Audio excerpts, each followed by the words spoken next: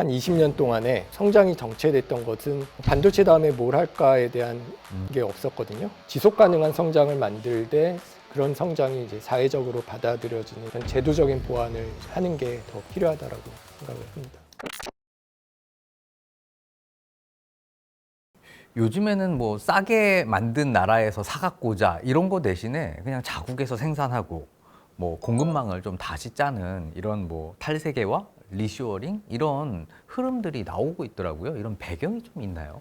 일단 탈세계화는 저희가 예전에 글로벌라이제이션, 세계화의 반대죠. 리쇼어링이라는 거는 중국에서 생산하던 거를 가지고 오겠다라는 거거든요. 극단적으로 반영이 된 게 미국 우선주의, 아메리카 퍼스트 공약을 이제 트럼프가 하고 이제 뭐 미국을 다시 위대하게 만든다라는 거 제 정책이 나온 그 배경을 보면 그 미국의 이제 러스트벨트라는 지역이 있습니다. 이게 5대5 미국 지도를 보면 중부에 이제 5대5 연안이 있는데요. 이제 물이 있으니까 공장들이 거기서 발달하고 제조업이 컸던 데인데 그런 것들이 이제 글로벌화, 이제 세계화가 되면서 거기 있던 일자리가 중국으로 가고 멕시코로 가니까 거기 있는 사람들이 어려워지죠. 그래서 소득 불평등이 심해지고 이런 게 어떤 면에서 잘 사는 애들이 공장을 옮기고 이러면서 생긴 일이야 하면서 엘리트에 대한 반감도 생기기 시작하죠. 어떤 면에서는 그 세계화라는 글로벌화라는 것에 대한 피로감이 들어오면서 어떤 WTO 이후에 그 확장되었던 세계화가 이제 꺾이기 시작한 건데요.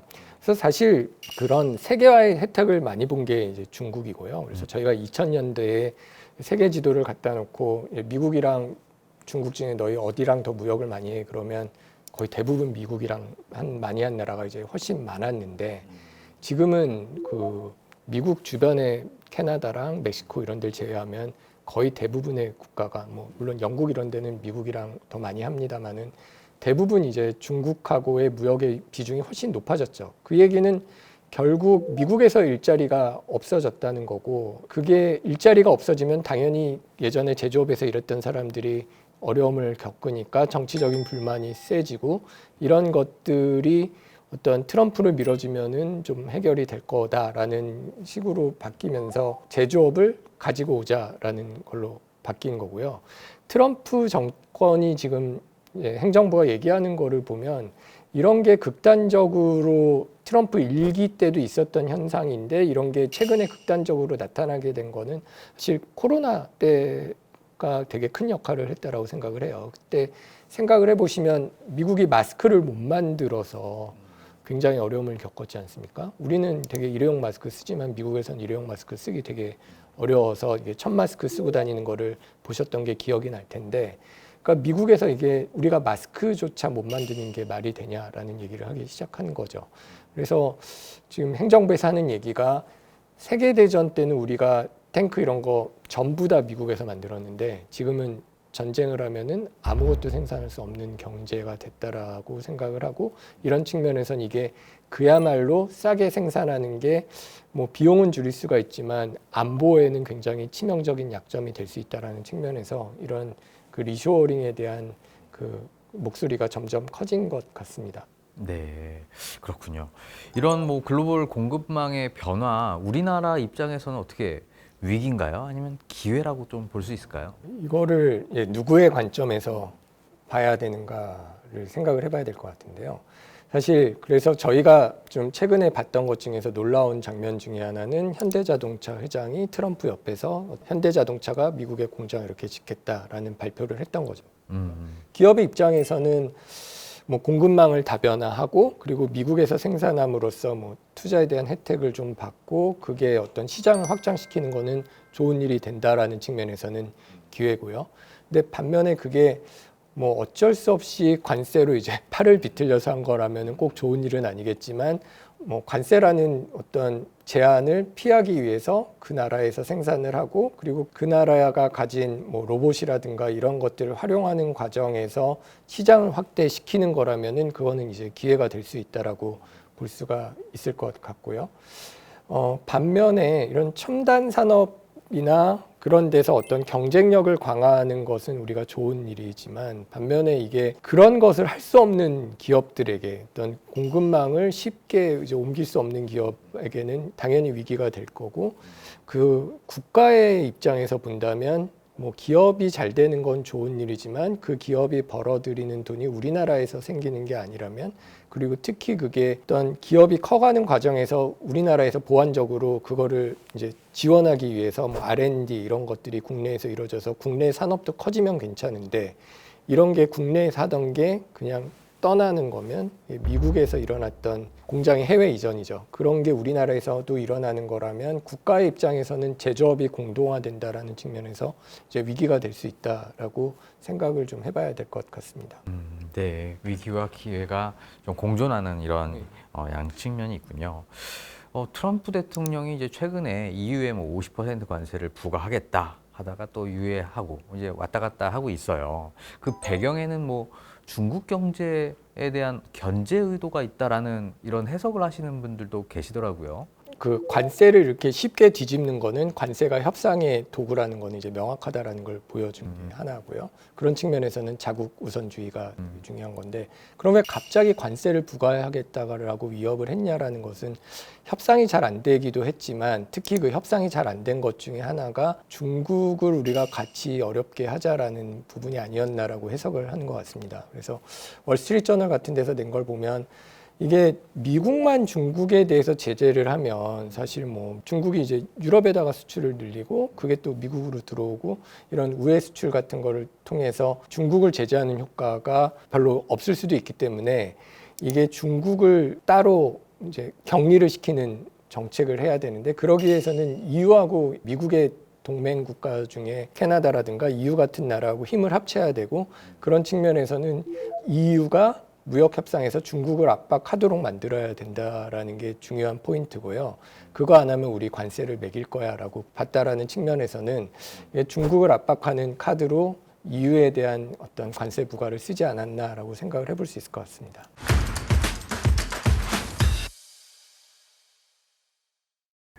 자, 결국 뭐 우리나라는 그 강대국의 틈바구니에 속해 있죠. 뭐 미국이라든지 EU라든지 중국이라든지 뭐 기술 패권 전쟁도 지금 굉장히 많이 일어나고 있는데요. AI, 반도체, 배터리 같은 이런 산업군에서 한국은 어떤 전략적 위치를 고수하는 게 좀 유리할까요? 일단은 저희가 잘하는 거는 확실히 가지고 있어야 된다고 생각을 하고요. 이게 전략적으로 우리나라는 꼭 필요한 국가다라는 자리매김을 좀 해야 될 것 같아요. 말씀하신 메모리라든가 첨단 패키징, 그 다음에 배터리에서도 뭐 좀 굉장히 고급 기술, 그다음에 AI 연산용 메모리 같은 거는 우리가 글로벌 점유율이 이제 1등, 2등 하는 거는 여기에 대해서 투자를 늦추면 안 된다고 생각합니다. 이거는 지키는 게 굉장히 중요하고요. 우리가 다른 산업이 잘 안 될 때 적어도 지금의 어떤 현상을 유지하려면 저희가 잘하는 것을 놓치는 실수를 하면 안 되고요. 그 다음에는 지금 성장하고 있는 것을 또 저희가 그 시장에서의 위치를 확보하는 게 중요하다고 생각을 해요. 지금 그동안 우리가 한 20년 동안에 그 성장이 정체됐던 것은 사실 반도체에 대한 의존도는 큰 상황에서 반도체 다음에 뭘 할까에 대한 게 없었거든요. 그러니까 이게 반도체나 뭐 전자나 이런 것들이 결국 산업이 성숙해지면 성장 속도가 떨어지는 건 피할 수 없는데 그런데 우리가 반도체에서는 어떤 성장 속도가 빠를 때 같이 성장을 하면서 대한민국 경제가 같이 성장했다면 반도체 산업이 성숙되고 성장 속도가 떨어지면 그거는 좀 뭐 어쩔 수 없는 측면이 있거든요. 그러면은 새로운 성장 산업이 들어와야 되는데 뭐 넥스트 반도체를 못 찾고 있다가 이제 AI라는 거를 미국이랑 중국이랑 하고 있지 않습니까? 그러면 이게 어떤 게임 체인저인 거는 분명하고 그러면 여기서 우리가 자리를 확보하지 못하면 전 세계적으로 가장 성장이 주목되는 부분에서 우리 위치를 확인을 못한다라고 하면 이거는 세계 경쟁에서 도태되는 거기 때문에 AI 산업에서 우리가 기술을 좀 혁신하는 것을 좀 따라가고 우리 위치를 좀 확보하는 게 중요할 거라고 이제 생각을 합니다. 전통 제조업이라든지 유통이라든지 서비스업 같은 이런 일자리는 굉장히 지금 좀 굉장히 더 힘들어지고 있는 것 같은데 이런 것들은 결국에는 공통적으로 이렇게 겪는 이런 위기라고 좀 보면 되는 건가요? 이게 어떤 새로운 산업이 특히 새로운 기술이 들어올 때마다 이게 일자리를 대체할 것이다라는 우려는 늘 있었던 거고요. 특히 AI 같은 경우는 일자리를 대체하는 게 크지 않겠느냐라고 이제 걱정이 있을 겁니다. 근데 한 가지 우리가 잊지 말아야 될 것은 이런 새로운 산업이 들어왔을 때 새로운 일자리를 창출한다라는 거죠. 2025년, 30년 정도 앞으로 5년 동안에 세계적으로 약 1.7억 개의 신규 일자리가 뭐 AI 뭐 이런 것들을 통해서 생긴다라고 생각을 하는데 어떤 면에서는 성장을 하는 일자리를 만드는 산업에서 우리가 그거를 일자리를 대체한다라고 그런 걸 빨리 들여오지 않으면 없어지는 일자리는 결국 없어집니다. 이게 우리가 안 해도 예를 들면 해외 회사에서 안 들어올 수 없거든요. 뭐 아무리 탈세계화라 그래도 어떤 면에서 세계적인 기술을 안 쓰고 살 수는 없는 거예요. 사실 우리나라 근로자의 27%가 이미 생성형 AI에 노출이 되어 있다라고 얘기를 하고 있고요. 업무 중 20%가 뭐 AI가 대체하는 게 가능할 것 같다라는 얘기를 하고 있다라는 측면에서 이미 일자리에 대한 영향을 받고 있고 여기서 이제 감소되는 일자리에 대한 대책을 만드는 건 중요하죠. 중간 숙련 일자리가 뭐 감소가 되고 반면에 고숙련 일자리에 대한 프리미엄은 올라간다라고 우리가 예측을 하는데 노동시장의 구조 전환이 잘 일어나는 것은 중요하고요. 이건 노동시장에서뿐만 아니라 수도권, 비수도권의 격차하고도 이제 연결이 될 겁니다. 그럼에도 불구하고 이거를 양극화를 두려워해서 이걸 안 한다 그러면 전 세계적으로 그 성장 동력이 되는 산업에서 우리가 그거를 뺏길 경우에는 그러면 우리가 설 자리는 점점 더 줄어들 가능성이 있기 때문에 이런 긍정적인 효과에 대해서는 우리가 충분히 받아들이고 그걸 빨리 도입할 수 있도록 해야 되고 다만 직업이나 지역이나 이런 소득에서의 양극화에 대한 대책은 만들어 나가는 게 필요해서 그를 통해서 어떤 지속 가능한 성장을 만들 때 그런 성장이 이제 사회적으로 받아들여지는 이제 수용성을 유지할 수 있는 어떤 제도적인 보완을 이제 하는 게 더 필요하다라고 생각을 합니다. 네.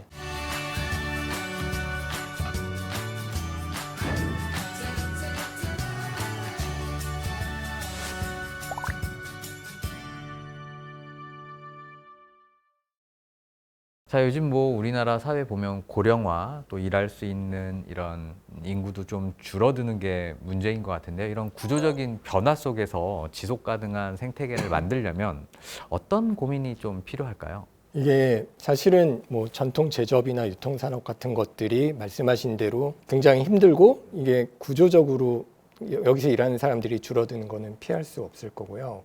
그 유통이나 그 도소매 같은 경우는 생산성 자체 수준이 굉장히 낮아요. 이게 그래서 유럽이나 아니면 심지어 뭐 중국에 비교해도 어떤 서비스업의 생산력이 되게 떨어져 있다라는 얘기를 하는데 이런 거는 사실 특히나 지금 노동력이 줄어들고 이제 많은 사람들이 나이를 먹는 고령화에서 이제 인력 부족 문제가 심각해질 때 노동 생산성 저하가 어떤 산업의 전반적인 경쟁력을 약화시킬 수 있는 문제가 있기 때문에 어떤 생산성을 높이는 게 굉장히 중요하고요. 이런 것들의 상당 부분은 디지털로 좀 전환을 하고 그리고 이제 노동력을 좀 더 효율적으로 쓰도록 이제 바꾸는 게 좀 필요하다라고 생각을 합니다. 근데 이건 결국은 영세했던 자영업자들한테도 어떤 디지털을 전환하고 어떤 기술 혁신을 가지고 오는 건데 야, 이게 그런 거 할 수 있으면 왜 자영업을 하고 있냐라는 얘기를 할 수 있을지 모르겠는데